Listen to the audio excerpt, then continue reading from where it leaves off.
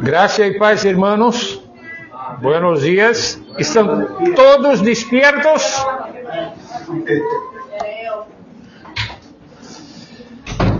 Les invito a que abram suas Bíblias em Colossenses capítulo 3 e vamos a ler del versículo 12 hasta el versículo 17.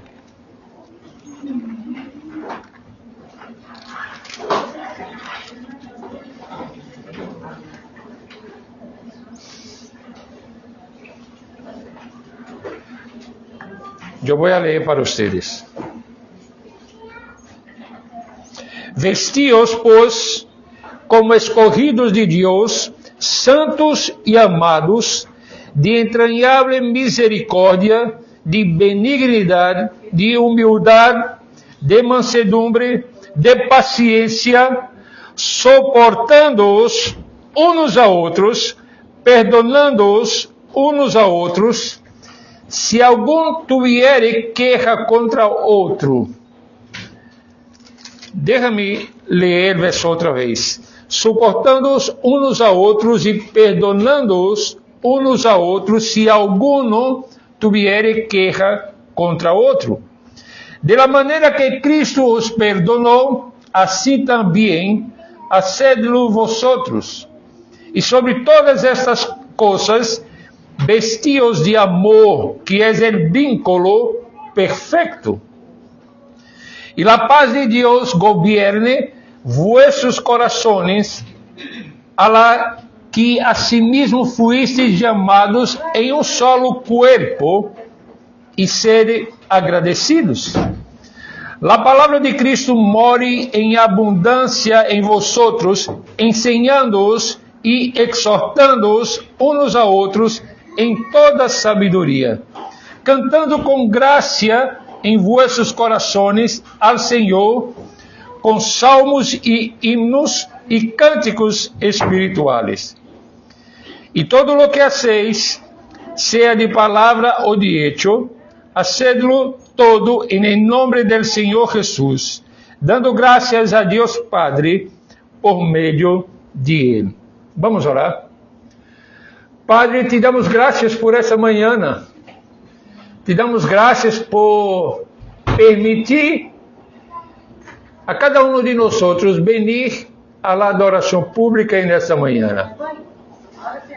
Graças por el tempo de alabanza, de oração, de leitura das Escrituras. Agora, ajuda-nos a concentrar-nos em la exposição do texto bíblico que acabamos de ler. Necessitamos de tua ajuda para que podamos compreender as Escrituras, aplicar a nossas vidas e viver de la maneira digna del Senhor. Assim oramos em nome de Jesus. Amém. Cada domingo, em igrejas ao redor do mundo, pessoas se despiertam com a intenção de viver diferente. Lê um versículo da Bíblia, sentem uma convicção genuína em seus corações e se prometem: esta semana vou a cambiar. Serei mais paciente, mais bondadoso, mais generoso. Pero quando chega o miércoles, quando surge o conflito com esse companheiro de trabalho difícil, quando alguém nos ofende sem razão, descobrem que reacionam com a mesma impaciência de sempre, com a mesma dureza de coração. O que está passando? Não é falta de esforço, não é falta de boa intenção. O problema é mais profundo. Estamos tentando cambiar desde afuera hacia dentro. Estamos trabalhando para ser diferentes, quando o que necessitamos é compreender quem somos. E esse passagem que vamos a estudar nos habla de um cambio que viene de adentro hacia afuera. Não é um cambio de aparência, sino um cambio de identidade. E o apóstolo Pablo nos disse, não disse, esfuerce-se mais, ou sigam regras. O apóstolo Pablo disse algo muito mais profundo. Recuerdem quem são e vivam desde esta realidade. A carta aos Colossenses foi escrita desde a prisão em Roma. E a igreja em Colosas estava sendo ameaçada por uma enseñança peligrosa que mesclava judaísmo, misticismo pagano e gnosticismo, dizendo que Cristo não era suficiente para a salvação. Se necessitavam conhecimentos secretos, práticas ascéticas e rituais adicionais. Pero a resposta de Pablo é contundente desde o início da carta. Pablo afirma que Cristo lo é todo. Não necessitamos de rituais, conhecimento secreto. O que necessitamos é de Cristo.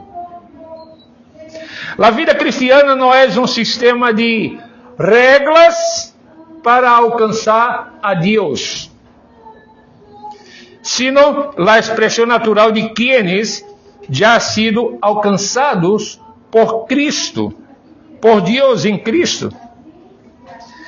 Em los capítulos 3 e 4, Pablo passa de la doutrina a la prática. Passa de lo que Deus ha hecho para lo que nosotros devemos fazer. Passa de lo que somos ao que devemos viver. E esse sermão pode resumir-se em las seguintes palavras: Deus já te vistió com sua graça, sua eleição, seu amor, seu perdão. Agora, vístete tu com seu caráter. A vida cristiana não começa com o que tu haces por Deus, sino com o que Deus já hizo por ti. A ética cristiana é a resposta agradecida de quienes han sido amados primeiro. E com base nesse texto,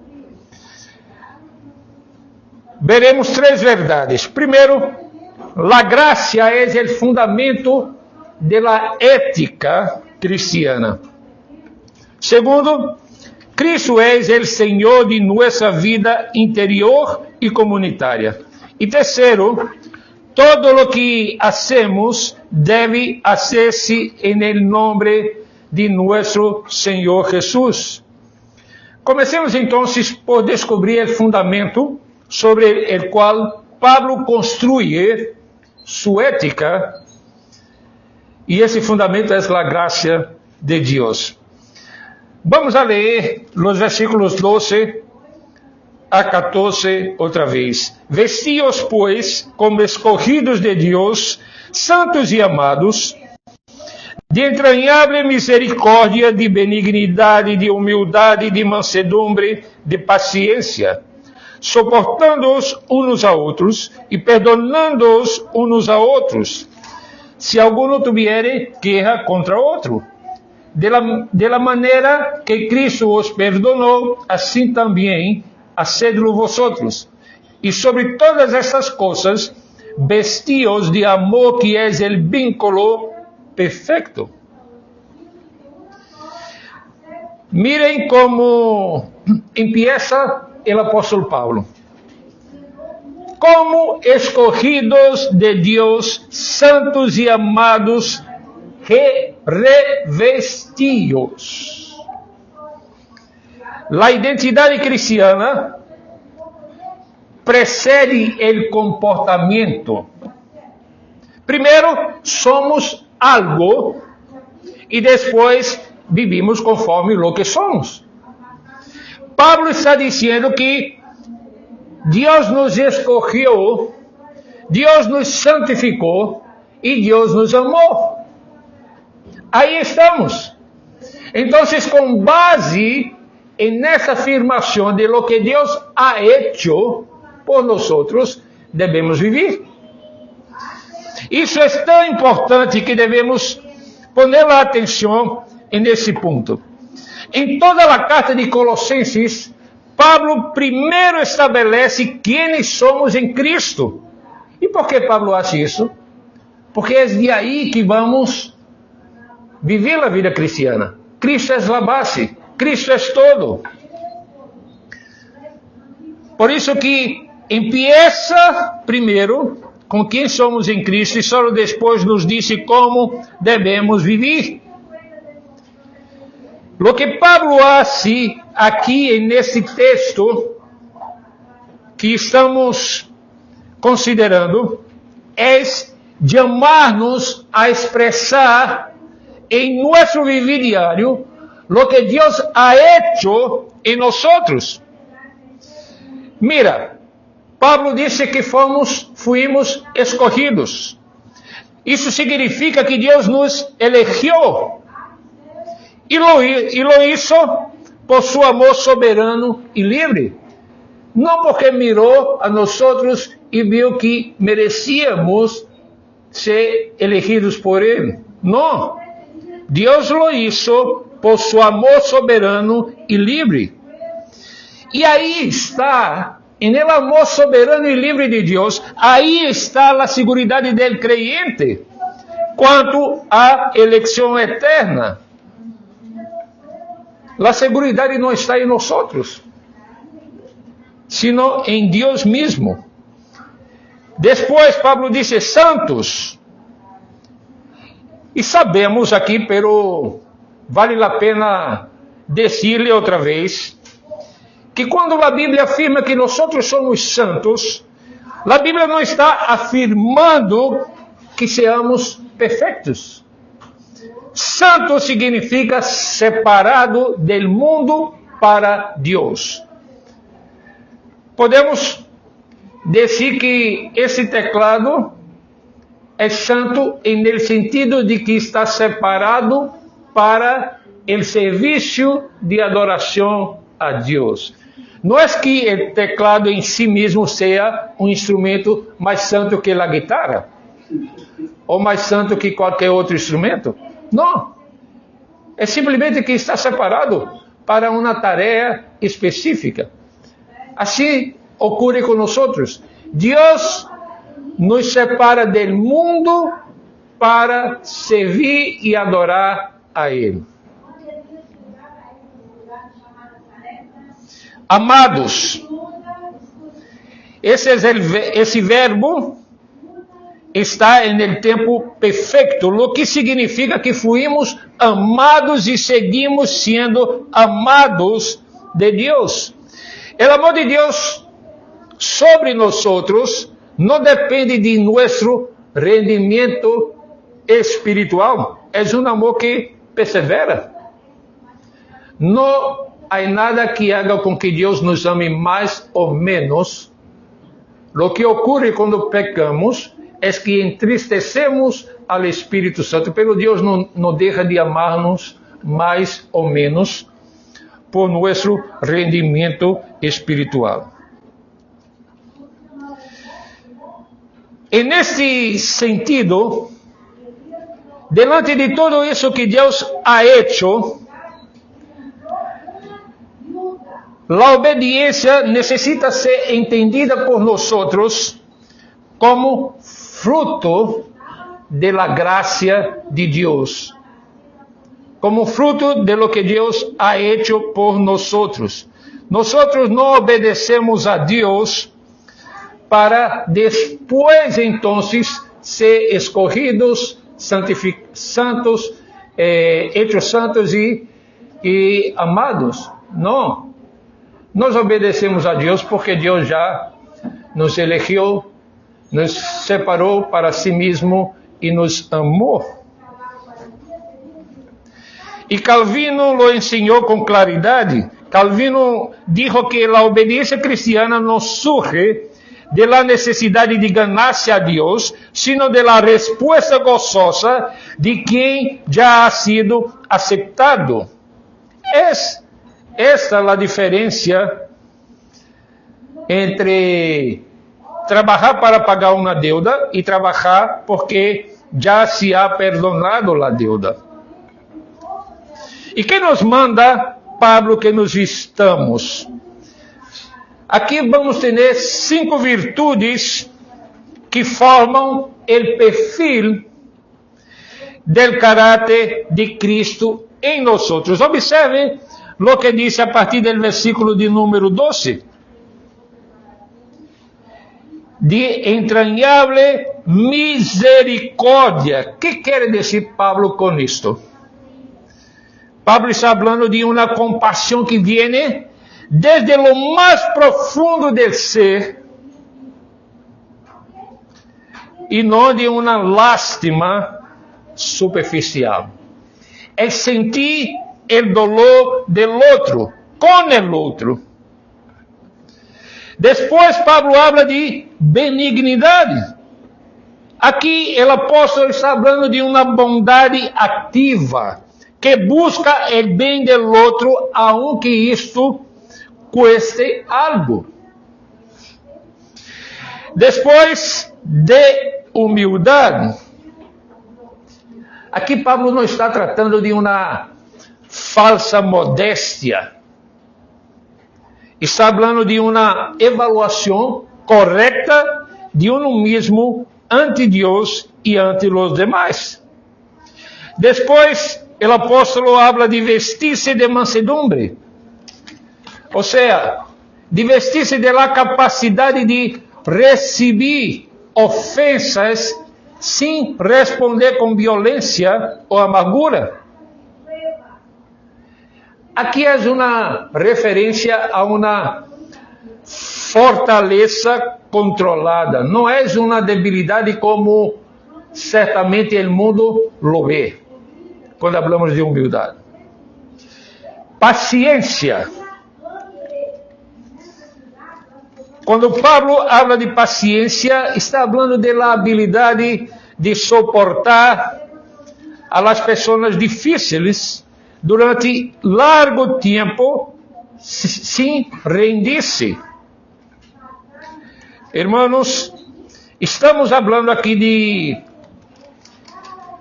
características del carácter de Cristo que está sendo formado en el creyente. Virtudes. E essas virtudes não são como que um programa de autoajuda. Em las livrarias e aún em livrarias evangélicas encontramos vários livros de autoajuda, não?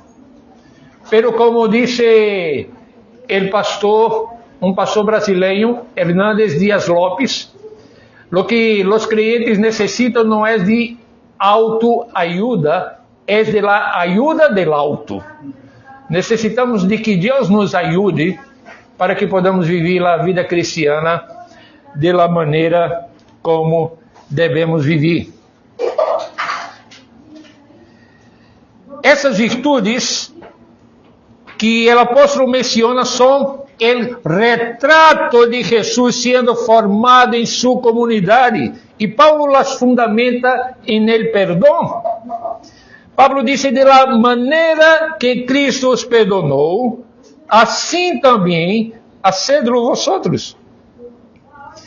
El perdón cristiano, o mejor, el estándar del perdón cristiano, no es la reciprocidade, sino la gracia. La lógica es que nosotros no perdonamos porque fuimos perdonados por el otro. Nosotros perdonamos porque fuimos perdonados primeiro por Cristo. E a medida desse perdão é a cruz de Cristo. E tudo isso combina com o amor. Dice el versículo 14, 3:14.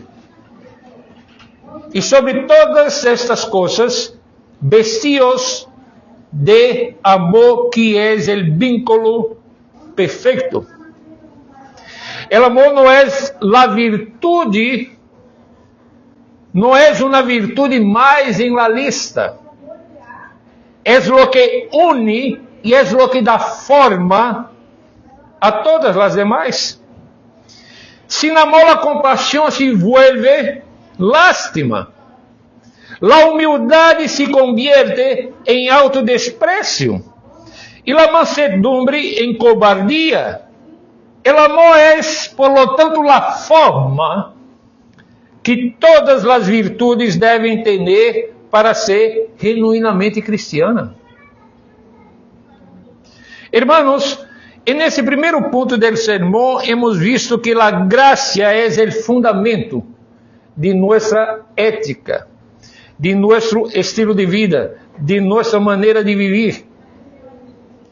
Pero el texto nos lleva más lejos de que esse fundamento. Nós só somos llamados a vestir-nos de essas virtudes, sino a deixar que Cristo mesmo gobierne dimensões específicas de nossa vida. Aí vamos para o ponto 2. Cristo é o Senhor de nossa vida interior e comunitária. Versículos 15 e 16. E a paz de Cristo gobierne em vossos corações, a la que asimismo fuistes llamados em um solo cuerpo, e sede agradecidos. A palavra de Cristo more em abundância em vosotros, ensinando-os e exortando-os uns a outros em toda sabedoria, cantando com graça em vossos corações ao Senhor, com salmos e himnos e cânticos espirituales. E todo lo que hace, sea de palavra ou de hecho, hacedlo todo en el nombre del Señor Jesús, dando gracias a Dios Padre por medio de Él. En los versos 15 y 16 encontramos dois imperativos particulares que o apóstolo Pablo nos apresenta. Lo primero es: la paz de Cristo gobierne, la paz de Dios gobierne en vuestros corazones. La palabra gobierne aquí es la de un árbitro deportivo. Así como un árbitro dirige el partido y toma decisiones definitivas, la paz de Cristo debe decidir en los conflitos internos de nuestra mente y en las disputas en la comunidad. Es el árbitro que pone orden cuando todo está en caos, que toma decisiones cuando hay confusión. Hermanos, isso não é a paz que o mundo dá. Nós sabemos. É uma paz que sostiene em meio de la tormenta. A paz do mundo depende de las cosas, que as coisas vayan bem, de que não haya conflitos, de que tengamos saúde e dinheiro. É uma paz, por lo tanto, frágil, que se desmorona quando as circunstâncias cambiam. A paz de Cristo é diferente. A paz de Cristo nos sostiene, incluso quando todo ao redor parece desmoronar-se. Jesus mesmo lo dijo em Juan 14:27. Escuchen lo que dice Juan 14:27. La paz os dejo, mi paz os doy. Yo no os la doy como el mundo la dá. E o apóstolo Pablo añade que a la que asimismo fuistes llamados em um solo cuerpo. A paz de Cristo não é solo um assunto personal, sino o princípio que deve governar a vida comunitária da igreja. Hermanos, ponga sua atenção aqui. Nós somos chamados a ter paz como indivíduos aislados, sino a experimentá-la juntos como um corpo de Cristo. Quando há conflitos entre irmãos, a pergunta deveria ser: que haria a paz de Cristo nesse momento? Como nos guia a la resolução de conflito a paz de Cristo? Pero o segundo imperativo que o apóstolo Pablo nos dá, no verso 16, diz: a palavra de Cristo more em abundância em vosotros. A palavra de Cristo more em abundância em vosotros. O verbo morar aqui não significa visitar de vez em quando. Significa estabelecer-se. Significa hacer su hogar permanente em um lugar. Essa é a palavra que se usa para descrever o lugar onde alguém vive dia a dia. E sabe, irmãos, o apóstolo Pablo aqui quer que a palavra de Cristo seja um habitante permanente, não um huésped ocasional na vida de los cristianos. E um huésped que chega a los domingos. Não. Lo que Pablo quer é que a palavra more, estabeleça na vida do cristiano su hogar. E fíjense em la expressão em abundância. Pablo não está aqui dizendo que, com esse imperativo, que a palavra seja presente um pouco aqui, um pouco ali. Não. Pablo está dizendo que o creyente deve estar saturado de la palavra. Queremos que seja tão normal ler as escrituras em nossas casas como respirar o aire. Isso é o oposto exato a lo que os falsos maestros de Colossos promoviam. Ofereciam conhecimento secreto, visões místicas, práticas ascéticas que sugeriam que se necessitava algo especial e esotérico para conectar com Deus. E Pablo disse com total claridade: lo que sua comunidade necessita não é mais experiências místicas, é mais de la palavra de Deus. E há algo mais a dizer. Pablo disse que a palavra de Cristo more em vosotros. Aqui Pablo usa a segunda pessoa del plural. Dice, more em vosotros, e os frutos também são todos comunitários, vean, ensinando-os e exortando-os uns a outros, cantando juntos. A palavra de Cristo não é solo para o estudo personal. A palavra de Cristo é para a edificação de seu povo, a edificação mútua. Quando nos reunimos, quando nos ensinamos, quando cantamos, estamos sendo formados por la palavra que mora em nós. Hermanos, Eu quero abrir uma comilha aqui para dizer que há um engano quando assistimos a um culto online, ou como alguns querem dizer, participamos de uma igreja virtual. E eu hablo que é um engano porque uma pessoa que se considera membro de uma igreja virtual, que relação tem com aquela parte específica do corpo de Cristo? Como vai executar os mandamentos de mutualidade?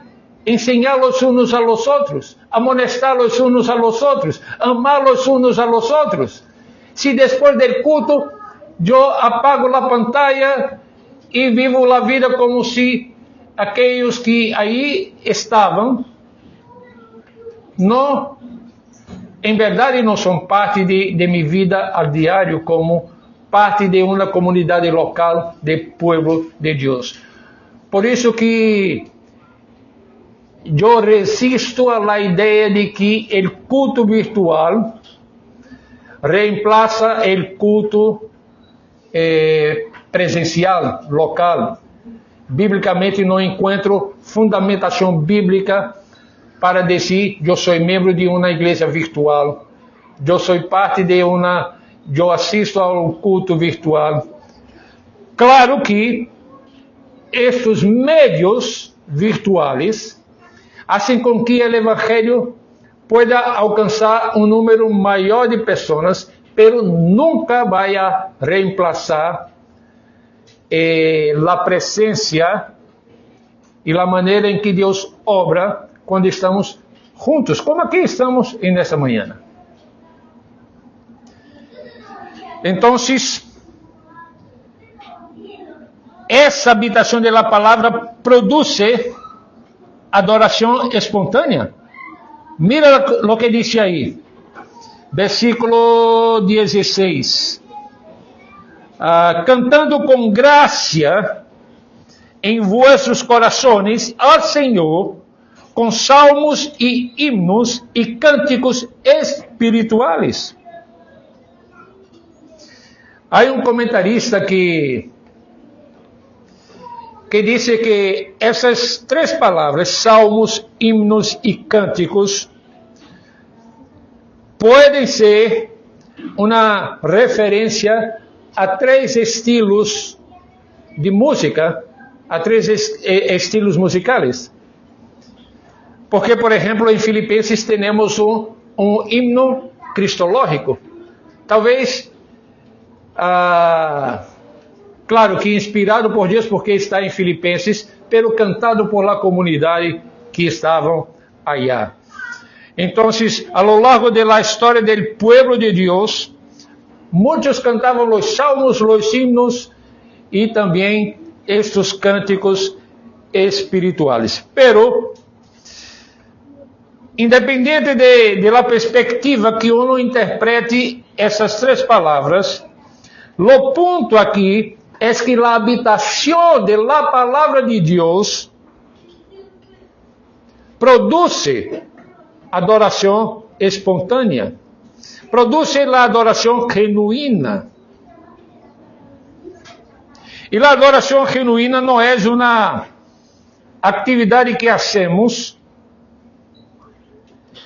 por nós mesmos, sino que somos guiados por essa palavra que mora em nós. É a resposta natural de quienes han sido transformados por la palavra que vive em eles. Irmãos, observem com toda a seriedade possível. Às vezes, há cristianos que, a lo largo da semana, não têm tempo cada dia para ler as Escrituras, para meditar nas Escrituras, para estudar as Escrituras, e quando chega domingo, quer que Deus hable de maneira especial com ele. Hermanos, há algo errado nessa maneira de viver a vida cristiana. Como cristianos, devemos desejar as Escrituras como um alimento, que em verdade é o alimento espiritual de nós outros. Creio que nadie vai deixar de alimentar-se durante 6 dias da semana para alimentar-se somente aos domingos, não? Devemos alimentar-nos da palavra de Deus diariamente. E mira, isso é algo muito particular de cada um. Há pessoas que lhes gustam ler as Escrituras por la manhã, muito temprano, outros por la tarde, outros por la noite.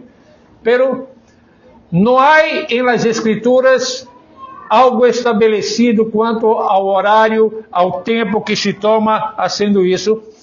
Pero a verdade é que quando o cristiano ama a Deus e quer seguir conhecendo a Deus, de maneira geral, deseará ler as Escrituras.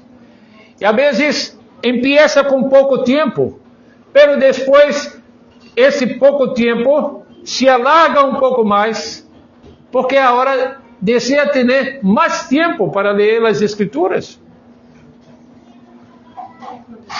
Então, não podemos negligenciar a leitura das Escrituras.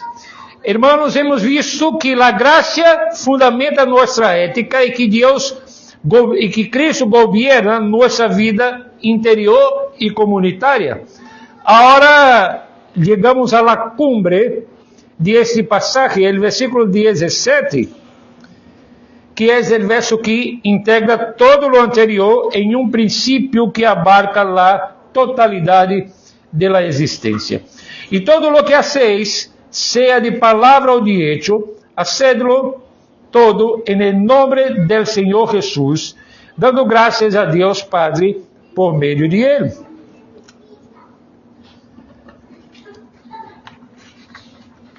Pablo disse, todo lo que hacéis. E a palavra todo é muito radical, não? É uma palavra que não admite exceções. Isso é quizás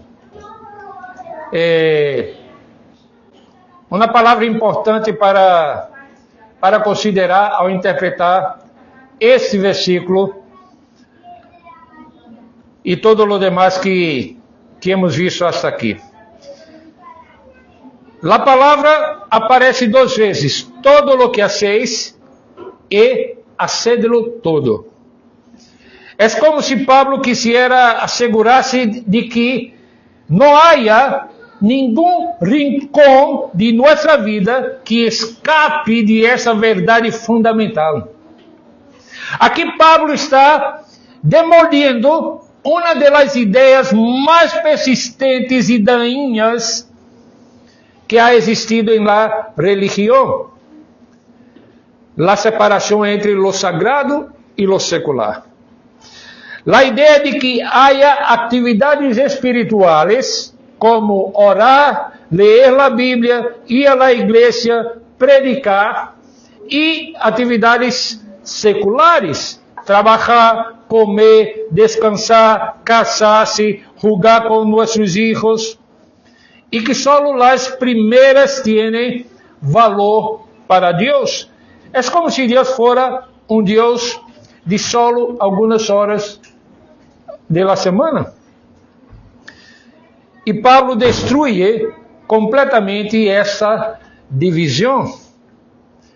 E mira que interessante.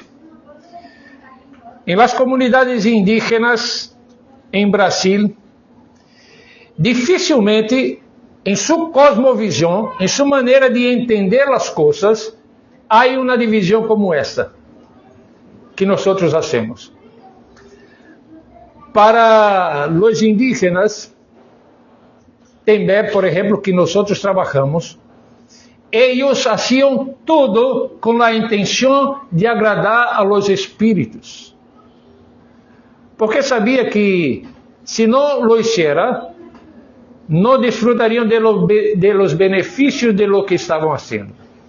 Então, se iam a plantar, deviam fazê-lo de maneira a agradar a los espíritos, para que fuera bem sucedido em lo que plantou.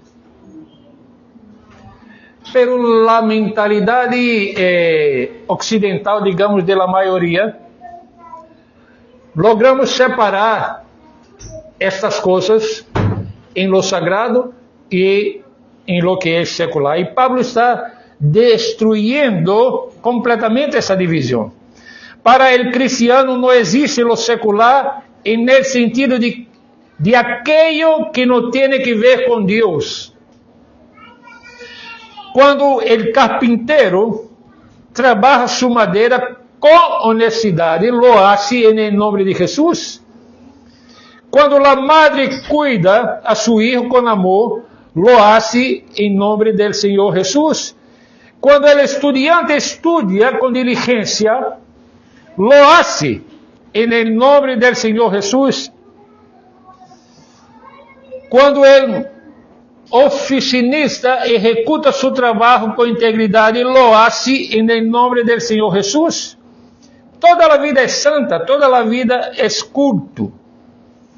Estou falando aqui de cristianos em el exercício de sua profissão. Deve fazê-lo em nome do Senhor. E que significa fazê-lo? Algo em nome do Senhor. Significa fazê-lo bajo sua autoridade, independência de Ele, para sua glória e de acordo com seu caráter. É uma orientação de toda uma vida hacia Deus. Então, se eres um maestro e eres cristiano, e a palavra de Deus habita abundantemente em vosotros, então esta palavra deve moldear tu prática como maestro. Se eres um médico, se eres alguém que trabalha em la limpeza de las calles, eres cristiano, então a maneira como executas tu tarefa deve ser de maneira que glorifique a Deus, bajo a autoridade de Cristo, em la dependência de Ele, para sua glória e de acordo com seu caráter. E Pablo termina com uma nota que recorre todo o passagem como um hilo dourado, dando graças a Deus por meio de Ele. E a palavra graças aparece 3 vezes nessa sessão. Aparece no versículo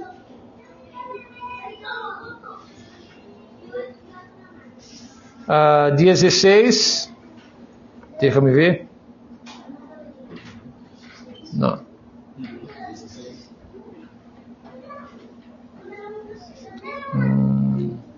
Conviene a sede agradecidos, versículo 15. A palavra de Cristo mora em abundância em vosotros, ensinando e exortando com toda a sabedoria, cantando com graça. E o versículo 17 também habla de graça. Uma pessoa que vive com gratitude genuína não divide sua vida em sagrado e secular, porque reconhece que cada dia, cada relação, cada capacidade, cada respiração é um dom recebido de Deus. A gratitude é a atitude del que sabe que não se gana nada, que todo é graça.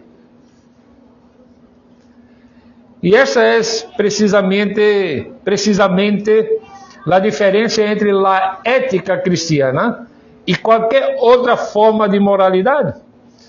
A ética do mundo se basa em quê? Em la obrigação, em reciprocidade, em conveniência. Já a ética cristiana se basa em gratitude. Hacemos o bem não para ganharmos algo, sino porque já lo tenemos todo em Cristo. Hermanos, depois de ver essas três verdades do texto, chegamos à conclusão que busca cerrar um argumento de todo o que vemos hasta aqui com uma aplicação prática para nossas vidas. E eu quero fazer algumas aplicações, então, a partir de lo que aprendemos aqui nessa manhã. Primeira aplicação: predique o evangelho a ti mesmo cada manhã. Antes de enfrentar o dia, recuerda-te quem eres. Esse texto diz que somos escolhidos, santos e amados por Deus em Cristo Jesus.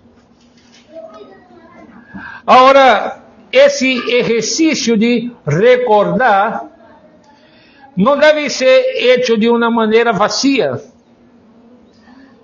sino poniendo nuestra esperanza en lo que Dios ha hecho por nosotros. E quando seas sentados a actuar com amargura, com orgulho, com desamor, pergunta-te: isso é coerente com lo que sou em Cristo? Segunda aplicação: examina tus relações difíceis à la luz do perdão de Cristo. Há pessoas em tu vida que são difíceis de suportar. A pergunta fundamental é: quanto te perdonou Cristo a ti? Se a resposta é honesta, o perdão ao outro sempre é possível. Terceira aplicação: deja que a paz de Cristo arbitre tus decisões. La próxima vez que enfrentes um conflito, antes de reaccionar, pergunta de que haria a paz de Cristo aqui. Quarta aplicação: cultiva a habitação da palavra. Quanto espaço tiene a palavra de Cristo em tu vida diária? Busca que a Bíblia seja o alimento diário que nutre tu vida e forma tu caráter. Alimenta-te das Escrituras dia tras dia. Quinta aplicação: santifica tu trabalho e tu vida cotidiana. Esta semana, al ir a trabalhar, al atender tu hogar, ao relacionar-te com outros, recuerda: todo lo que haces, puedes hacerlo en nome do Senhor Jesus. Não há atividade menor que não pueda ser um acto de culto se se hace com o coração orientado hacia Cristo. E por fim, vive em gratitude. A ação de graças não é só o que hacemos quando nos acercamos à mesa do Senhor. É o ritmo de toda a vida cristiana. Um coração agradecido é a señal de que a graça de Cristo ha sido realmente apropriada. Se não puedes dar graças, quizás estás olvidando quanto te ha sido dado. Hermanos,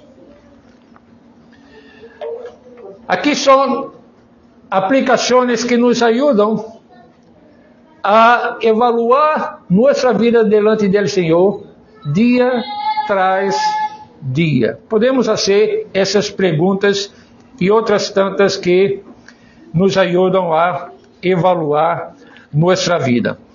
O chamado principal é vestir-se de las virtudes que apontam e que refletem o caráter de Cristo em nós. Vamos orar. Padre, graças por tu palavra. Graças por essa enseñanza de Pablo a los Colossenses. E que foram escritas para nós também. Padre, talvez aún não tenhamos a consciência ou a madurez espiritual para estar seguro de que estamos vestindo-nos a diário dessas virtudes cristianas que refletem o caráter de Cristo. Pero te pedimos, ó Deus, que por tu graça, o Senhor nos capacite a isto,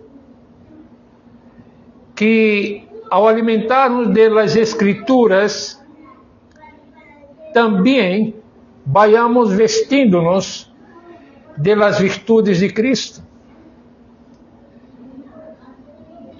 E praticando essas virtudes em nossas relações, no contexto de trabalho, familiar, entre amigos, e tudo que hagamos, seamos capazes de fazê-lo para a glória de tu santo nome. Assim oramos em nome de Jesus. Amém. Hermanos, pongamos